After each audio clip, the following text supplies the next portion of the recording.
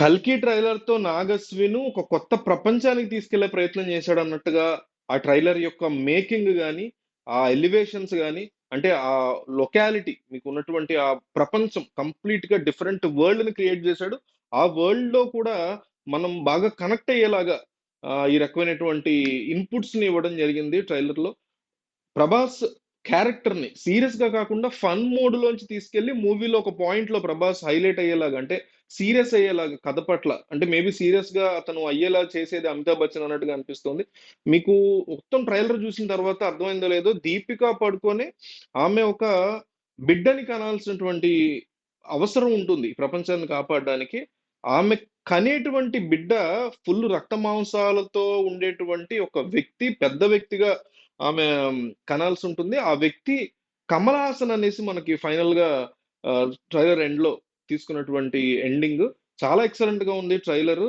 ఒక Hollywood movie చూసేటువంటి లెవెల్‌లో తీసుకెళ్లారు. ఆ ప్రపంచం మొత్తాన్ని ఒక సినిమా ఫస్ట్ 20 నిమిషాలు గనక ఆ ప్రపంచం మొత్తాన్ని మనకి బాగా అర్థమయ్యేలాగా ఎక్స్‌ప్లెయిన్ చేసి, మనం ఆ ప్రపంచాన్ని కనెక్ట్ అయ్యేలాగా గనక చేయగలిగితే 'నాగశ్విన్' ఇక నెక్స్ట్ లెవెల్‌కి తీసుకెళ్ళిపోతాడు సినిమాని డెఫినైట్‌లీ అనిపిస్తుంది. నా కంప్లీట్ నమ్మకం అంతా కూడా 'నాగశ్విన్' మీదే ఉంది. ఈ మూవీని ఆ యొక్క కథని, స్టోరీ టెల్లింగ్‌ని అద్భుతంగా అతను తీసుకురాగలడు అవుట్‌పుట్ అనేటువంటి నమ్మకం ఉంది. గ్రాఫిక్స్ కూడా మీకెక్కడ పేలవంగా అనిపించలేదు. అక్కడ వెరీ మైన్యూట్ పాయింట్స్‌లో డెఫినైట్‌లీ పేలవంగా అనిపించాయి గానీ, ఓవరాల్‌గా మాత్రం గ్రాఫిక్స్ చాలా స్ట్రాంగ్‌గా కనిపిస్తున్నాయి. కథ కూడా చాలా స్ట్రాంగ్‌గా ఉండబోతోందనేది 'రాజేంద్ర ప్రసాద్' చెప్పే మాటలు గావచ్చు, 'అమితాబ్ బచ్చన్' చెప్పే మాటలు గావచ్చు, లాస్ట్‌లో 'కమల్ హాసన్' ఇంట్రడక్షన్ చూసిన తర్వాత కథ అల్లాటప్పగా కాదు చాలా స్ట్రాంగ్‌గా ఉండబోతోందని అర్థమవుతోంది. దాంతో పాటు 'ప్రభాస్' యొక్క మేనరిజమ్స్, ఆ ఫన్ దాంతో పాటు ఆ 'బుజ్జి' క్యారెక్టర్ గాని, ఇవన్నీ మనం డెఫినైట్‌లీ కనెక్ట్ అవుతాము.